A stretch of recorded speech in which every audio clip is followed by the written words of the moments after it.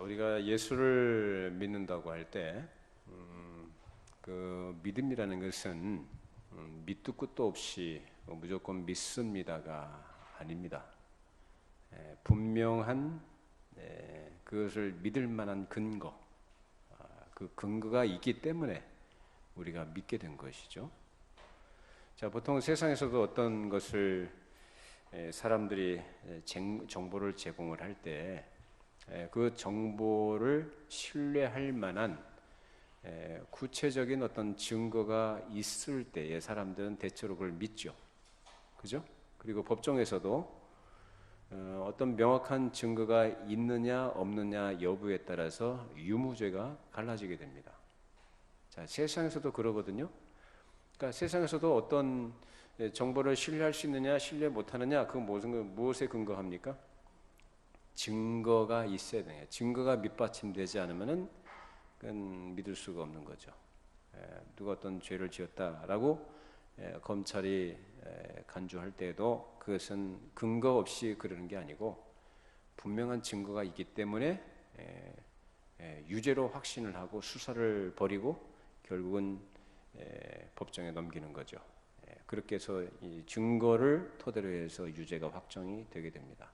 자, 이렇게 세상에서도 그러한 증거를 가지고 어떤 것을 신뢰한다, 신뢰 못한다 이렇게 말할지인데 하물며 하나님께서 우리에게 주신 증거는 그 증거 능력이 얼마나 더 크고 얼마나 확실하겠습니까? 지금 우리가 읽은 말씀에서 그것을 지금 얘기합니다. 마땅히 믿어야 할 만큼 아주 확실한 것이다 라는 것을 얘기합니다. 자, 오늘 본문 9절에서 10절 읽어보십시다. 만일 우리가 사람들의 증언을 받을진대 하나님의 증거는 더욱 크도다. 하나님의 증거는 이것이니 그의 아들에 대하여 증언하신 것이니라.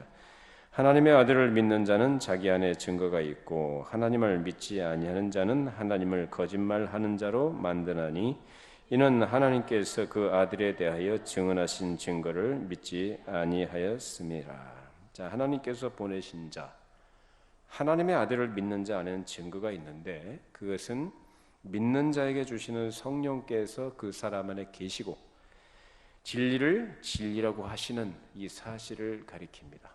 그러니까 여러분들이 저는 예수를 믿습니다. 그리고 성경에 기록된 이 말씀이 하나님의 무한 말씀이다라고 여러분들이 믿고 고백하는 것은 그것이 누가 우리 안에 계시다는 분명한 증거일까요?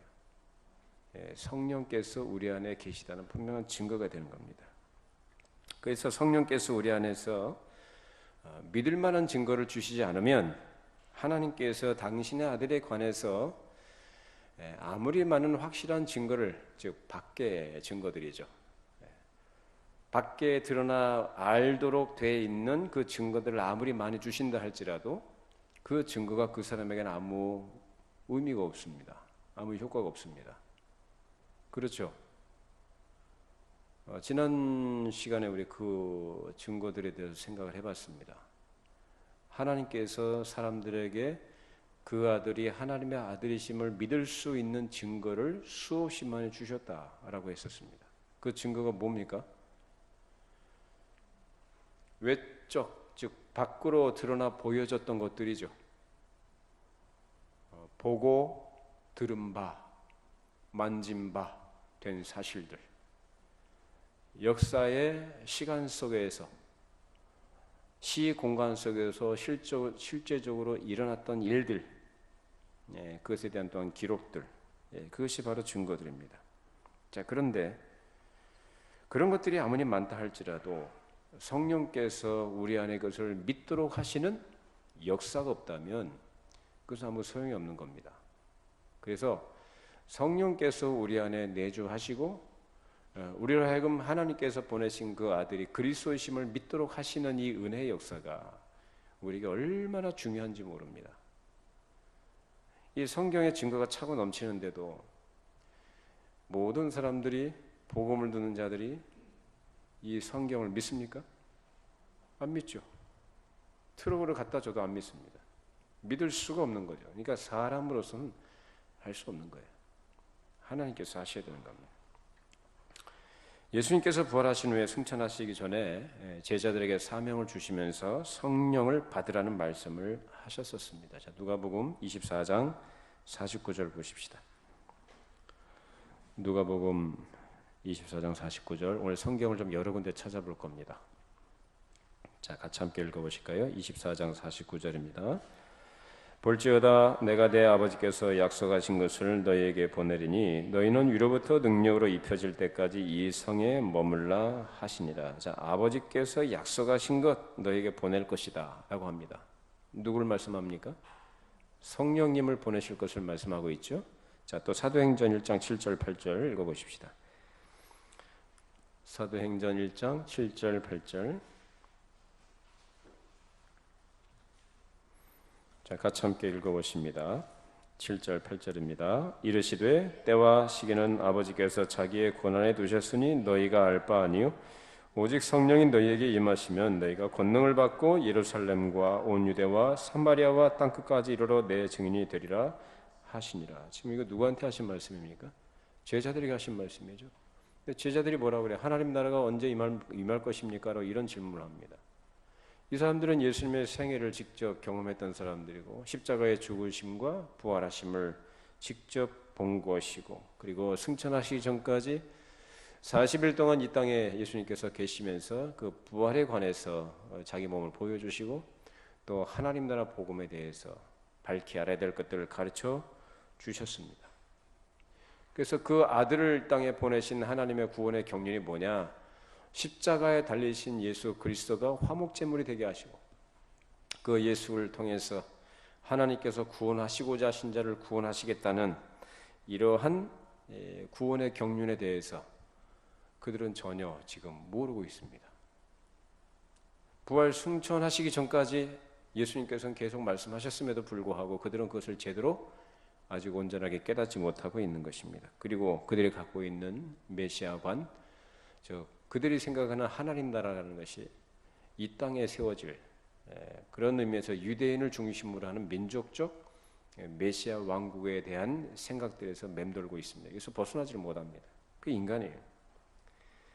그래서 예수님이 십자가에 달리신 화목제물로 되신 것이 무엇을 의미하는 것인지 깨닫지 못하고 예수께서 왜 오셨는지를 잘 모릅니다. 이런 상태에서 모든 족속을 제자로 삼아 아버지와 아들과 성령의 이름으로 세례를 주고 라고 명령하신 이 명령을 수행할 수 있습니까? 못하죠. 자기가 알지도 못하는 걸 어떻게 전하겠고, 더군다나 그 당시 상황 하에서 복음을 전한다는 것은 온갖 사회적인 불이익을 감수하는 것은 기본이었고 심지어는 목숨까지도 내놓고 해야 될 일이었고, 그런 것들을 어떻게 사람의 생각을 할 수 있겠습니까? 못하는 겁니다. 아무리 그들이 예수님의 생애와 죽으심과 부활을 다 보았어도 그것만으로는 그리스도의 증인 노릇을 할 수가 없었던 것이죠. 예수께서 물과 피로 임하신 사실이나 고난을 당하시고 부활하신 사실이 무슨 뜻이 있는지 성령의 가르침을 받아 깨닫기 전까지는 사도로서의 행할 능력이 전혀 없는 것입니다. 자, 그런데 이 사도들이 성령을 받은 뒤로 예수 그리스도께서 이 땅에 오신 목적이 무엇인지, 그가 행하신 이 일의 내용과 그 성격이 무엇인지를 바르게 깨닫고 그런 것들을 이제 전하게 되죠. 그것이 바로 사도행전의 기록입니다. 자, 사도행전 3장 25절, 26절 읽어보시죠. 사도행전 3장 25절, 26절. 자, 같이 함께 읽어보십니다. 너희는 선자들의 자손이요 또 하나님이 너희 조상과 더불어 세우신 언약의 자손이라. 아브라함에게 이르시기를 땅 위의 모든 족속이 너의 씨로 말미암아 복을 받으리라 하셨으니 하나님이 그 종을 세워 복 주시려고 너희에게 먼저 보내사 너희로 하여금 돌이켜 각각 그 악함을 버리게 하셨느니라. 자, 이것은 사도 베드로가 이스라엘 백성들에게 한 말이죠. 아브라함에게 하신 언약을 따라 이 땅에 오신 예수님이 먼저 이스라엘 백성들에게 보냄을 받으셨고, 그리고 장차 땅의 모든 족속에게 이 복음의 말씀이 전파되어져서 그들에게 복을 주실 것이다 라는 말씀입니다. 여기서 말하는 복이 뭡니까? 보면은 복에 대해서 얘기를 두 번이나 하죠. 뭐라고 합니까? 25절 하반절에도 너의 씨로 말미암아 복을 받으리라 하셨으니 하고 26절에 하나님의 구종을 세워 복 주시려고 라고 했습니다. 이 말하는 복이 뭐예요?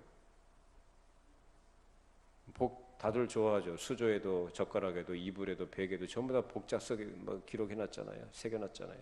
이게 복이 뭡니까? 복. 내 얼굴에 뭐 복이라고 써져 있습니까? 읽었지 않습니까? 여러분 보셨잖아요. 저 26절 하반절에 뭐라고 그래요? 너희로 하여금 돌이켜 각각 그 악함을 버리게 하셨느니라. 악함, 여기서 말하는 악함이라는 게 뭘까요? 이 사람들이 이 말씀을 전했던 대상들은 누구라고 했습니까? 이스라엘 사람들입니다. 근데 이들이 지금 악한 가운데 있다는 거예요. 악함을 가지고 있다. 그것을 버리게 하셨다라는 거예요. 그거 뭡니까? 하나님을 섬긴다고 하면서도 하나님을 모르는 겁니다. 윤리 도덕적으로 뭐 비난받을 일도 있겠지만은 성경에서 말하는 악이라는 것은 그 이전에 관계론적인 것을 항상 얘기합니다.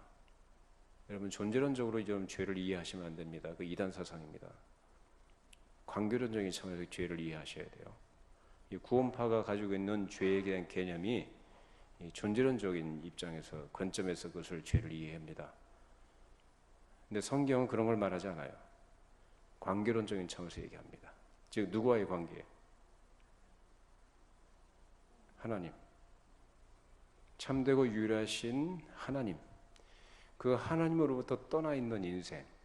하나님을 모르고 하나님 없이 살아가는 인생. 그것이 악한 거죠. 아무리 그 사람이 선한 모습을 가지고 윤리 도덕적으로 고상한 삶을 살아간다 할지라도 하나님을 모르면 그게 악한 거예요. 예수 안 믿는 거. 그걸 버리게 하셨다는 건 무슨 얘기입니까? 다시 얘기하자면. 그렇죠. 하나님께로 돌아온 겁니다. 그 자리에서 돌이켜서 하나님께로 나오는 거. 그게 복이다라는 거예요. 누구를 통해서 그 일이 이루어졌다고 합니까? 예수 그리스도의 대속 사역으로 인해서 그 일이 가능하게 되었고 그것을 우리에게 적용시키신 분이 누구냐? 성령님이시다라는 겁니다. 그래서 성령께서 그 사람으로 하여금 마음을 열고 깨닫게 하시고 믿게 하신다는 거죠. 아무리 증거가 차고 넘쳐도 성령께서 그렇게 역사하지 않으시면 사람은 믿을 수가 없습니다. 그게 인간입니다. 사도 바울도 성령이 충만해서 갈라디아 사람들이 유대인 입장에서 볼 때 이방인이요 언약과 상관없는 그러한 자들이었지만 그들이 그리스도의 사도들이 전한 복음을 믿고 가르치는 것을 지킬 때에 그들을 뭐라고 얘기하냐면 하나님의 이스라엘이라 이렇게 얘기합니다. 자, 갈라디아서 6장 16절에 나와 있습니다. 그 표현이요. 갈라디아서 6장 16절 말씀. 지금 이건 유대인들을 향해서 한 얘기가 아니라 이방인들이요 갈라디아인들한테 한 얘기예요. 이것이 복음이 무엇인지 그 성격을 가르쳐 주는 거죠. 갈라디아서 6장 16절입니다. 무릇 이 규례를 행하는 자에게와 하나님의 이스라엘에게 평강과 긍휼이 있을지어다. 자, 이 사람들은 전혀 이스라엘과 상관없는 자들인데 사도 바울이 가서 가르쳐 준 규례 그리고 그 복음을 듣고 믿게 된 것이죠. 그런 그들에게 바울이 하나님의 이스라엘이라 라는 말을 붙여준 겁니다. 이로써 복음이 유대인에게 국한된 것이 아니라 전 세계적인 것, 즉 시작은 유대로부터 시작이 됐지만 그것이 전 세계적인 것임을 여기서 분명히 증거한 것입니다. 믿으십니까? 그렇죠. 누구에게나 해당되는 겁니다. 자, 에베소서 넘겨보십시다. 그 뒤에 에베소서 자, 에베소서 2장 11절부터 18절까지 읽어보십시다. 2장 11절 18절 그러므로 생각하라 너희는 그때 육체로는 이방인이요 손으로 육체에 행한 할례를 받은 무리라 칭하는 자들로부터 할례를 받지 않은 무리라 칭함을 받은 자들이라. 그때 너희는 그리스도 밖에 있었고 이스라엘 나라 밖의 사람이라. 약속의 언약들에 대해는 외인이요 세상에서 소망이 없고 하나님도 없는 자이더니 이제는 전에 멀리 있던 너희가 그리스도 예수 안에서 그리스도의 피로 가까워졌느니라. 그는 우리의 화평이신지라 둘로 하나를 만드사 원수된 것 곧 중간에 막힌 담을 자기 육체로 하시고 법조문으로 된 계명의 율법을 폐하셨으니 이는 이 둘로 자기 안에서 한 세 사람을 지어 화평하게 하시고 또 십자가로 이 둘을 한 몸으로 하나님과 화목하게 하려 하심이라. 원수된 것을 십자가로 소멸하시고 또 오셔서 먼데 있는 너희에게 평안을 전하시고 가까운 데 있는 자들에게 평안을 전하셨으니 이는 그로 말미암아 우리 둘이 한 성령 안에서 아버지께 나아감을 얻게 하려 하심이라. 여기서 강조하고 있는 게 뭡니까? 둘을 하나로 만드셨다. 막힌 것을 헐어서 하나가 되게 하셨다. 자, 인류 역사상 민족 감정이나 사상이나 종교나 문화의 차이로 도저히 화합할 수 없는 이스라엘과 이방인들이 하나가 됐습니다. 우리 한국 사람하고 일본 사람들과 화합할 수 있습니까? 하나 될 수 있습니까? 지금 일본 사람하고 우리 뭐 임진왜란도 있지만은 몇 번 뭐 침략을 받고 당하기도 했고 또 일제 식민 치하를 경험했다는 그 이유 하나 때문에 뭐 청구 뭐 끝없이 원수처럼 생각하지 않습니까? 이 글로벌 시대에 말이죠. 바로 옆에 있는 나라를. 그 감정이 좋을 리는 없습니다만은 근데 그런 정도에서도 원수처럼 여기고 하나가 안 되는데 자, 유대인하고 이방인들은 더더군다나요. 이건 종교적인 문제가 얽혀 있어요. 여러분 종교적인 문제가 얼마나 무서운지 아시죠? 이건 목숨이 왔다 갔다 하는 문제거든요. 그러니까 유대인들 입장에서는 이방인들은 지옥에 뗄 겁니다. 개들이다 이렇게 여기고 이방인들 입장에서는 그런 유대인들을 바라볼 때 아주 증오하고 멸시를 해줘 또 서로. 자, 그런데 그들이 하나가 되다니요. 가능한 얘기입니까? 근데 이렇게 하나가 됐는데 무엇 때문에 하나가 됐느냐? 그리스도의 속죄 대속 사역으로 인해서 그 피로 우리를 한 혈통으로 만드시고 복음 안에서 한 형제가 되게 하셨다. 하나님을 아버지라 부르고 서로 화평하고 평화를 누리는 가운데 아버지께 나아가도록 해주셨다라는 겁니다. 이것이 바로 복음의 능력이었습니다. 이처럼 그리스도를 믿는 모든 사람들이 다 같은 형제고 하나님 앞에 화목하고 하나가 되는 것인데 그것은 어느 지역의 어떤 혈통에 국한되는 게 아니라 전 세계적이고 전 민족적이 되는 것입니다. 그래서 누구든지 그리스도의 복음을 듣고 믿고 회개해서 하나님께 죄 사함을 받고 하나님의 자녀가 되게 하신 것이 바로 교회 안에서 교회를 통해서 이루시는 하나님의 경륜인 것을 사도들이 깨닫고 그걸 가르쳐 준 거죠. 이 사도들은 누굽니까? 유대인들 아닙니까? 근데 이 사람들은 전엔 거 몰랐다고요. 근데 언제부터 이것을 알고 깨닫게 됐습니까?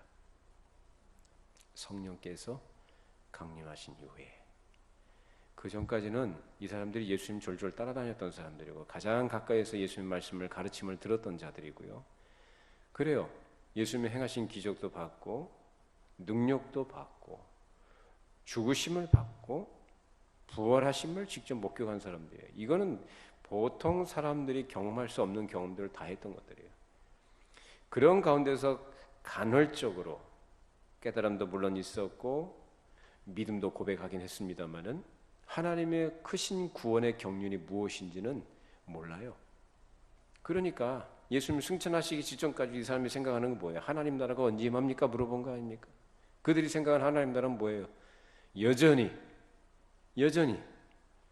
유대민족이 전통적으로 그렇게 믿고 고대했던 그 메시아 왕국입니다. 모르는 거죠. 그래서 성령께서 오셔서 하신 일이 뭐냐? 그리스도의 복음을 듣는 자들로 하여금 믿기끔 하신다는 거예요.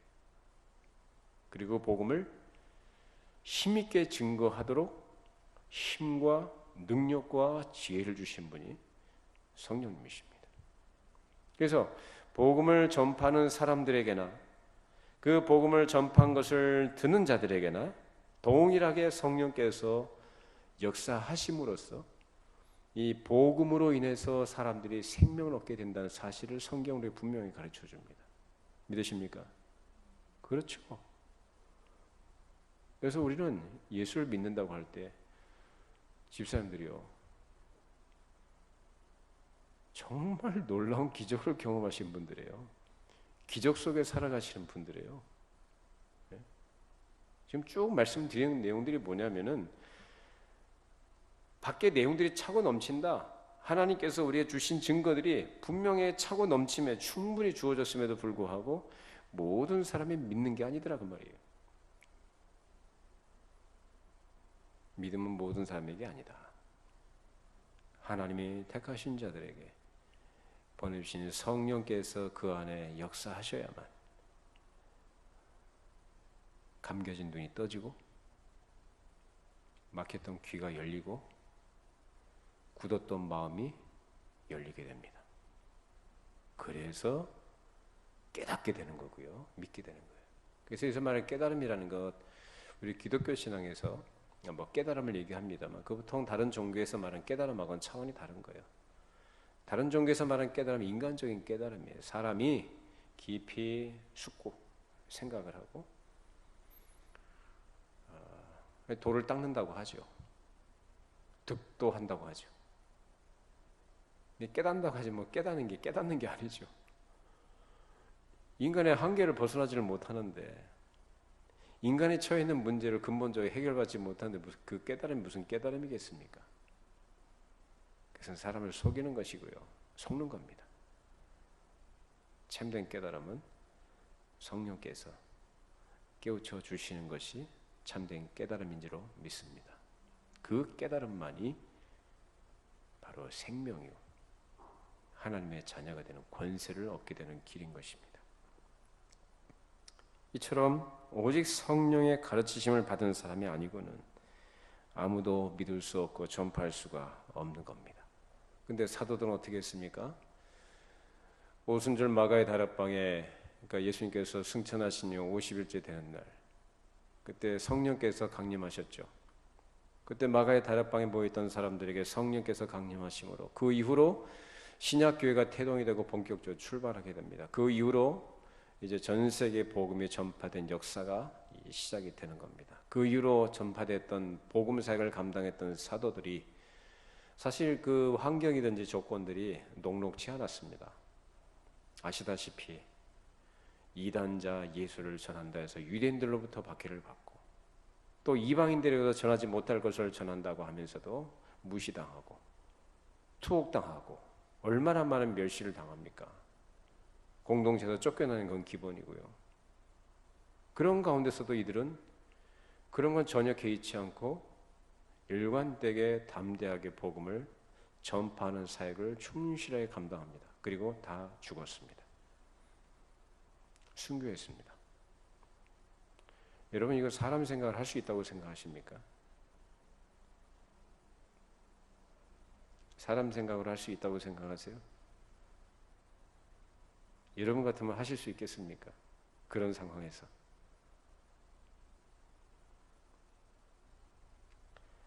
이거 사람이 못합니다. 사도 바울도 미쳤지. 예? 이거는 이제 그쪽 바리새인들 입장에서 하는 얘기예요. 아니 바리새인 중에 바리새인이요. 가말리엘 문화에서 수학을 한 사람이고요. 오늘날로 말하면은 서울대 나온 사람이고, 그리고 가문도 배경도 괜찮고요. 로마 시민권을 갖고 있는 그 가문이었지 않습니까?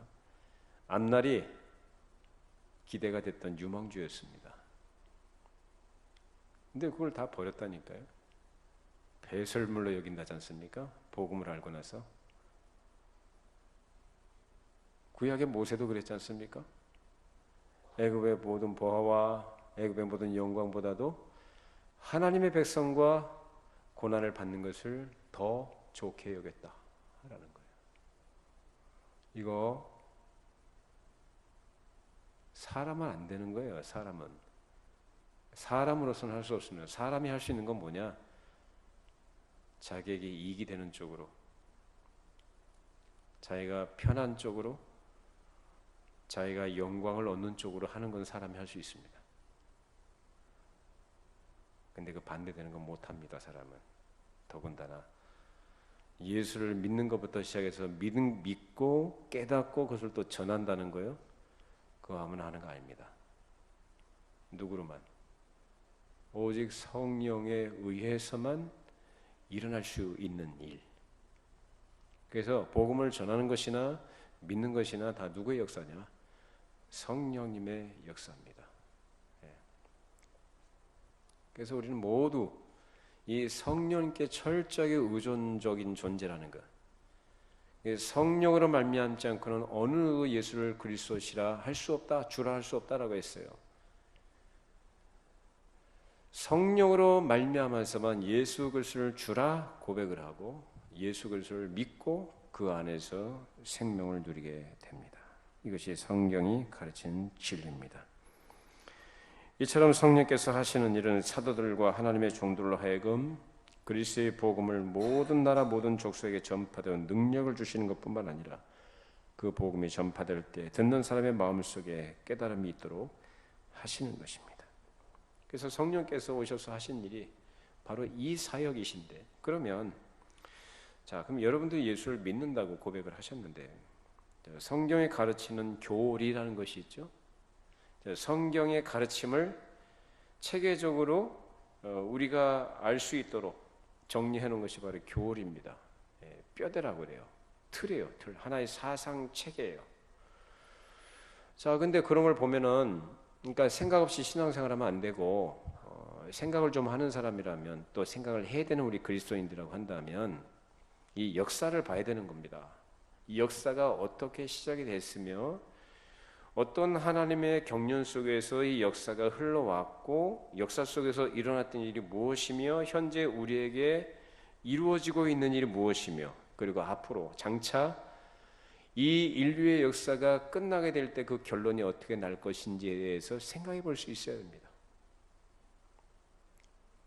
그 이전에 물론 개인의 종말에 대해서 생각을 해야 되겠죠.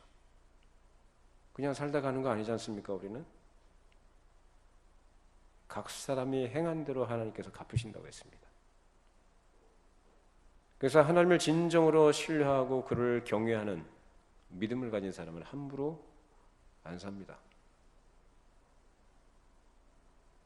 세상 사람들이 뭐라고 하든지 간에 내 마음속에 심겨져 있는 증거, 즉 하나님이 주신 증거를 분명하게 갖고 있는 사람은요 흔들리지 않아요. 그게 진짜입니다. 평안하다 평안하다 하는 가운데서 믿음의 고백 누구나 다 합니다. 좋은 조건 하에서 좋은 것을 제시를 받고 할 때는 누구나 다 오케이, 긍정적으로 다 생각하고 받아들입니다. 그건 사람이 할 수 있는 거라니까요. 그렇게 제시하는 것도 사람이 할 수 있는 것들이에요. 예를 들면 여러분 예수님 믿으면 복 받고요, 형통하며 병 고침을 받고 모든 것이 다 잘 됩니다. 이건 사람이 하는 것들입니다. 그리고 사람들은 다 그걸 기쁘게 받습니다. 그런데 반대 상황과 부정적인 조건 속에서 사람들이 좋아하는 게 아니라 하나님 편에 서서 하나님의 뜻을 전한다는 거, 이건 사람 못한다니까요. 듣는 것도 받아들이는 게 아니라 그것을 거부해요. 사람들은 그래요. 우리 데살로니가전서 한번 보십시다. 1장 4절로 7절 말씀.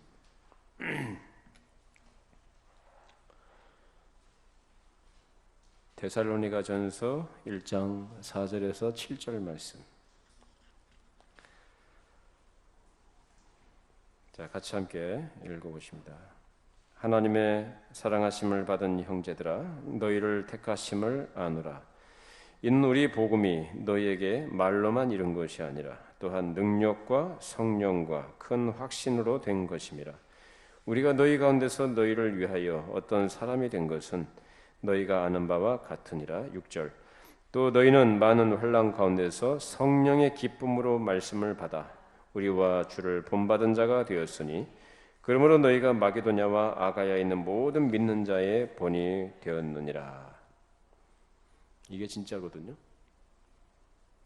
사도들은 자신들이 어떻게 데살로니가에 가서 복음을 전했는가? 곧 성령을 힘입어서 확신을 가지고 능력 있게 전했다고 합니다.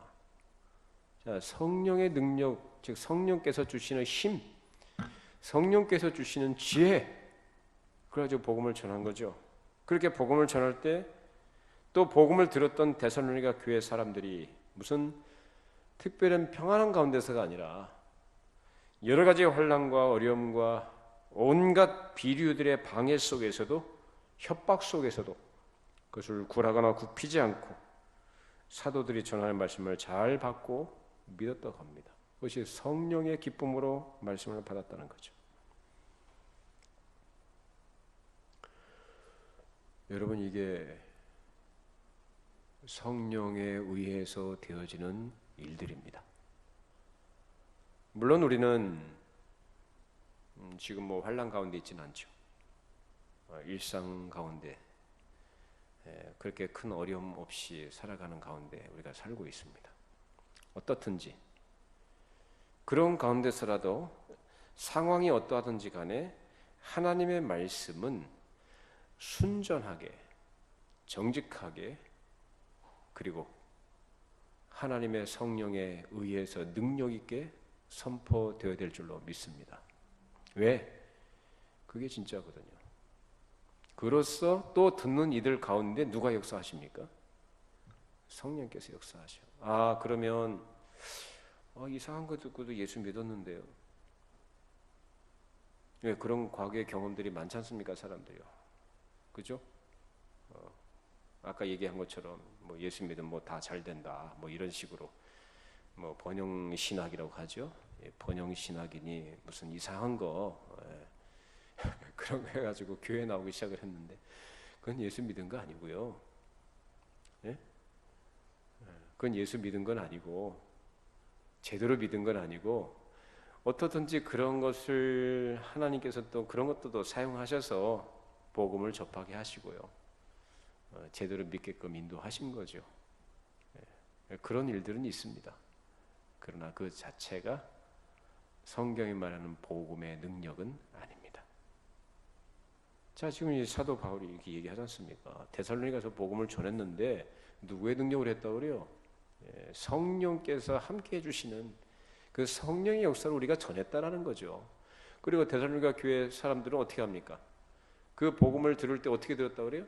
성령의 기쁨으로 말씀을 받고 믿었다라는 거예요. 어떤 조건 속에서? 환난 가운데서. 좋은 환경이 아니에요. 좋은 환경 속이라면 어쩌보면은 오늘날에 뭐 그럴 수 있습니다만은 좋은 환경 속에서라면 그것도 안 믿죠. 좋은 환경 속에서 전한다고 사람들이 믿습니까? 안 믿는 사람은 그래도 안 믿죠. 안 좋은 조건이라면 더더군다나 사람이 못할 일입니다. 근데 그들이 기쁨으로 성령의 기쁨으로 말씀을 받고 믿었다라는 것. 성령님의 역사하심인 줄로 믿습니다. 그것이 성경의 증거입니다. 복음 전파자나 듣는 자들 모두가 성령의 능력과 확신과 기쁨으로 복음에 참여한 자들이 되었고 이렇게 성령께서 듣는 자들의 마음을 열어주시는 것으로 하나님의 말씀을 깨닫고 믿는 것입니다. 그러니까 우리가 교회에서 신앙생활을 하면서 복음을 듣고 또 말씀을 듣고 성경을 배울 때 물론 우리의 지적인 어떤 그 작용들이 있죠. 그러나 단순하게 차가운 기계적인 그런 지식으로서가 아니라 예수 그리스도의 십자가의 죽으심 역사적 사실로 믿는 건 그거는 너무나 그건 기본적인 것이지만 거기에 담겨져 있는 의미가 뭐냐라는 걸 깨닫게 해주신 분은 바로 성령님이다라는 거예요. 그래서 십자가만 생각하면 내 마음이 너무 감격스럽고 감사하고 더 겸손해지고, 나 같은 죄인 살리시기 위해서 하나님께서 그렇게 큰 은혜와 사랑을 베풀어 주시는 사실에 너무나 감격하고 감사하는 거예요. 이게 뭘 더 요구하겠습니까? 뭘 더 기대하겠습니까? 그 아들까지 내주셨는데 뭘 더 우리가 요구하겠습니까? 그리스도 안에 모든 것이 다 있는 줄로 믿습니다. 그걸 아는 게, 그거 아는 게 또 성령께서 깨닫게 해주신 거예요. 그걸 모르면, 그래도 쌀이 필요하고 돈이 필요하고, 그런데 이것저것 필요한데 하나님 내 기도를 왜 안 들어주시나, 이제 이 정도 선에서 이제 머물게 되는 거죠. 하나님이요, 굶겨 죽이지 않아요. 우리 고아처럼 내버려 두지 않으세요. 여러분 확신하시기 바랍니다. 우리 지금까지 그렇게 때때로 우리가 불안도 있었고 염려도 있었고 걱정에 둘러싸여서 살았던 때가 있지만, 우리가 걱정한다고 해서 염려했다고 해서 그 문제들이 해결된 것도 아니었고 그 문제로부터 벗어난 게 아니었습니다. 하나님께서 우리에게 때를 따라 필요한 은혜를 허락해 주신 거죠. 지금까지 살아왔습니다. 저는 그렇게 고백할 수 있습니다. 하나님께서 하셨다. 할렐루야합니다. 이게 하나님께 영광을 올려드리는 거예요. 범사에 하나님을 인정해 드리는 것이 하나님께 영광인 거예요. 우린 그런 즐거움을 누릴 수 있어야 되는 것이고 그것을 낙으로 삼아야 됩니다. 여러분에도 그런 동일한 은혜가 있기를 바랍니다. 우리의 낙이 뭡니까? 하나님의 영광을 바라고 즐거워하는 거예요. 그 하나님의 이름의 높임을 받으신 것이 우리가 즐거움인 거예요. 우리 집안의 아버지가, 우리 부모님이 칭찬받으시고 사람들에게 인정받는 거 내 마음 기쁘죠? 그렇죠? 네, 그런 거예요. 하나님 우리 아버지 아닙니까? 그 아버지의 이름의 높임을 받으시고 아버지의 영광이 드러나는 것을 내가 즐거워하는 거예요. 그것이 나의 기쁨이다 하는 거예요. 베드로가 가이사랴 백부장 고넬료에게 복음을 전했을 때도 성령께서 인도하셔서 전한 것이고, 그와 그 가족들이 다 성령의 역사하심 속에 그들이 복음을 듣고 베드로에게 복음을 듣고 믿고 세례까지 받았습니다. 사도 바울도 빌립보에 도착했을 때 안식일에 강가에 있는 기도처가 있는가 찾아보려고 했을 때 그 강가에 모여 있었던 그 여인들에게 복음을 전했습니다. 그 가운데 누가 있었습니까? 그 가운데 여러분들이 있었지 않습니까? 집사님이 거기 있었잖아요 그때. 네? 집사님도 그때 거기 계셨지 않습니까? 사도 바울이 전한 복음을 듣고, 근데 그 참 중요한 표현이 나옵니다. 주께서 그 마음을 열어 바울의 말을 따르게 하신지라. 루디아가 하나님 모르는 사람 아니었습니다. 하나님을 아는 사람이었어요. 그런데도 아직 복음이 뭔지를 몰랐어요. 근데 사도 바울이 그 복음을 전했을 때, 하나님이 이런 분이구나. 예수라는 분이 우리의 구원자가 되시구나. 그걸 믿게 됐다고요. 어떻게 사람이 그걸 뜬금없이 나타나는 사람이 뭐 얘기하는데 그걸 믿게 되겠어요? 성령님의 역사하시면 아니면 못 믿어요. 근데 주께서 그 루디아의 마음을 열어주셨어. 루디아가 바울의 말을 따랐다라는 것은 믿고 그 말씀을 따라갔다는 얘기입니다. 인간 바울을 따라갔다는 게 아니라. 그래서 사도 바울이 복음을 전하는 하나님의 종인 것을 알고 자기 집을 개방합니다. 자기 집을 내놔요. 복음의 전초 기지로 쓰라고. 유럽 최초의 교회가 됩니다. 다 성령께서 이렇게 역사하시는 거예요. 이처럼 하나님께서 성령을 보내셔서 그 마음을 열어주시는 그 누구든지 예수를 믿게 되는 것이고, 그를 믿도록 하기 위해서 믿을 만한 증거를 주시고, 성령께서 그리스도의 복음을 널리 전하게 하셨고 복음을 또한 믿도록 하셨던 겁니다. 자, 요한일서 5장 10절 말씀 읽어보십시다. 요한일서 오늘 본문을 한번 읽어보시고 마무리하겠습니다. 요한일서 5장 10절 말씀, 자, 같이 함께 읽어보시죠. 하나님의 아들을 믿는 자는 자기 안에 증거가 있고 하나님을 믿지 아니하는 자는 하나님을 거짓말하는 자로 만드나니 이는 하나님께서 그 아들에 대하여 증언하신 증거를 믿지 아니하였습니다. 자, 하나님의 아들을 믿는 자는 자기 안에 뭐가 있다 그래요? 증거가 있다. 그 증거는 누가 주시는 겁니까? 성령께서 주십니다.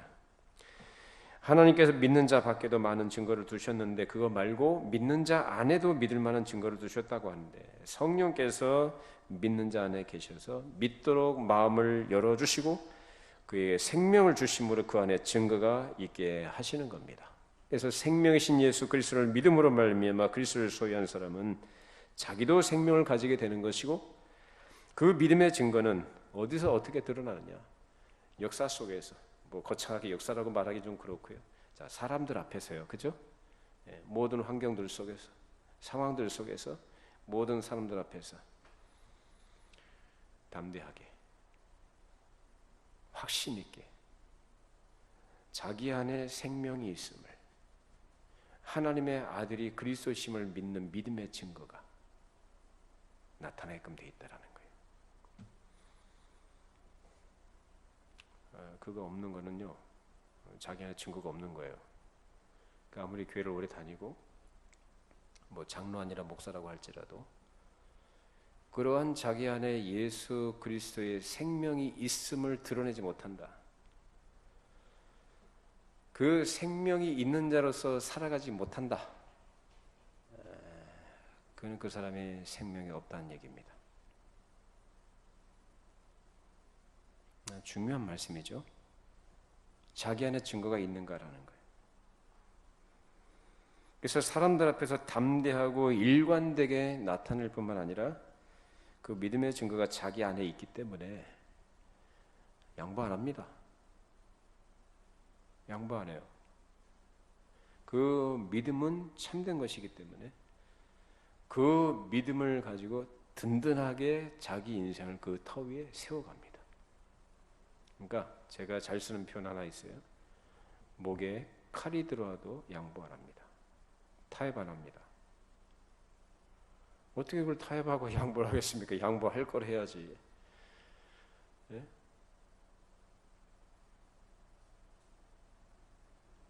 여러분도 그러셔야죠.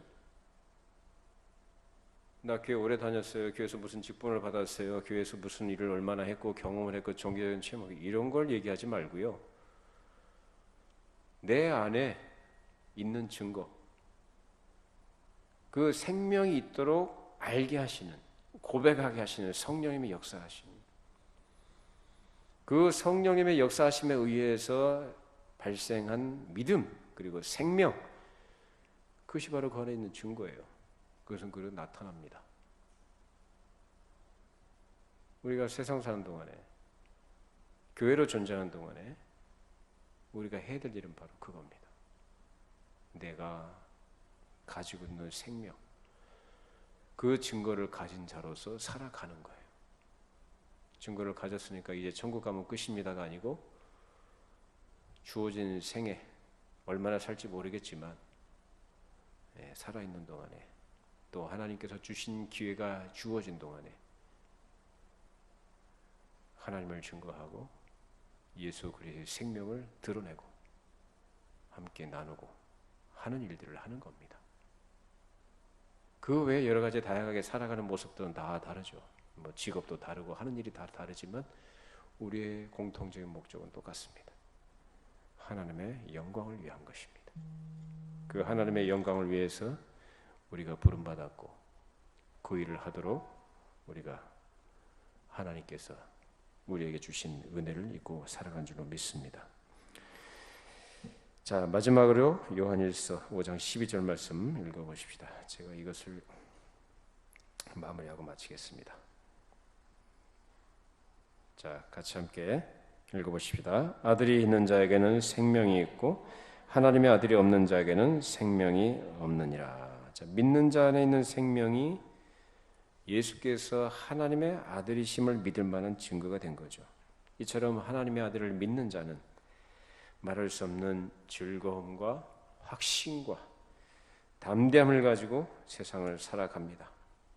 그러나 하나님의 아들을 믿지 않는 자는 믿지 않는 죄뿐만 아니라 하나님을 무엇하는 자로 만든다고 그래요?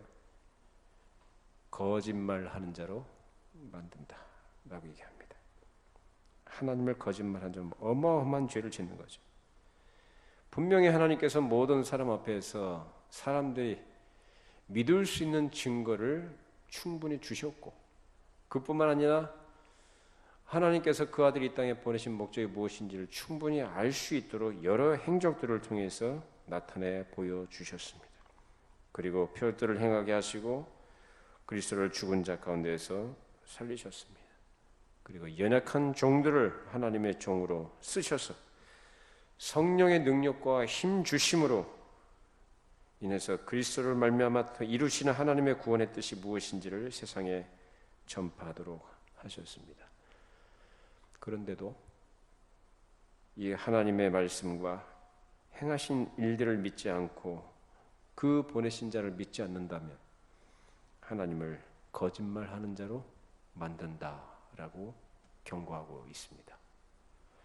그러면 믿지 않는 사람은 한번 얘기해 보십시다. 믿지 않는 사람은 하나님이 거짓말한다는 증거를 갖고 있습니까? 네? 하나님이 거짓말 하시는 것이라는 증거를 제시할 수 있냐고요? 그것도 없잖아요. 굉장히 큰 죄를 짓는 거죠. 어떻게 자기가 하나님이 거짓말 하시는 분이라는 확신을 가질 수 있어서 그 확신을 가지고 믿지 않느냐 이 말이에요. 하나님은 오히려 분명히 반대로 우리에게 믿을 만한 증거를 충분히 밖으로 주셨고 그렇게 하셨는데 결국 이 모든 일들이 성령께서 역사하셔야, 그리고 역사하심에 의해서 결과되는 것들임을 우리에게 가르쳐 줍니다. 그러니까 우리가 예수를 믿는다는 거, 그러면 성령께서 역사하셔야 되는 건데 성령께서 역사하지 않았으니까 나 못 믿겠다, 핑계할 수 없습니다. 하나님께서 계시다는 거 분명히 다 보여줬어요. 믿지 않는 건 누구 책임이에요? 자기 책임이에요. 또 믿도록 내 마음속에 성령을 보내셔서 고백하게 하신 것이 은혜인 것이죠. 우린 그것을 감사합니다. 감사하고 우리의 마음속에 빛을 비춰주시고 어둠 속에 있던 우리를 밝은 빛 가운데로 진리 가운데 인도하신 그 성령님의 역사하심 속에 우리가 하나님을 아버지라 부를 수 있는 자리에 있게 된 것이 우리가 누리는 참된 복이고 영광인 것을 기억하면서 항상 성령님과 동행하시는 거룩한 성도로, 교회로 우리가 존재하시기를 바랍니다. 기도하시겠습니다. 거룩하신 하나님 아버지, 오늘도 저희들에게 요한일서 말씀을 통해서 하나님의 증거라는 제목으로 함께 상고하게 하심을 감사드립니다. 복음을 전하는 것이나 복음을 듣고 믿게 하시는 것이나 다 성령의 역사하심 속에 이루어지는 사실인 것을 깨닫고 또 우리 안에 분명한 증거를 주신 것이 바로 성령님의 역사하심이고 내 안에 그리스도 안에 아들이 있는 자에게 생명이 있다고 말씀하셨는데 그 생명이 있다는 것이 분명한 증거인 줄로 믿습니다. 우리가 주 안에서 얻은 이 귀한 생명, 은혜로 주어진 우리의 인생이 우리의 하나님께 기쁨이 되어지는 그러한 결과들로 열매 맺게 해주시고 우리의 생애가 하나님 앞에 잘했다 칭찬받는 또 인정받는 그러한 생애가 되도록 늘 진리 안에 말씀의 길로 성령께서 우리를 인도해 주시옵소서. 하나님 좌우로 치우치지 말게 해주시고 사람의 생각이나 세상의 유혹과 여러 죄악된 것들로부터 우리 자신을 지켜나가기 힘쓰게 해주시고 언제나 겸손히 하나님의 은혜 안에서 은혜의 목적에 합당하게 살아가는 거룩한 성도들이 되게 하셔서 아버지 우리 주변 사람들에게 우리 안에 있는 생명이 그 증거들로 나타나므로 그들 또한 생명에 동참할 수 있도록 그러한 기회를 얻을 수 있도록 우리들을 사용하여 주시옵소서. 예수님의 이름으로 기도합니다. 아멘.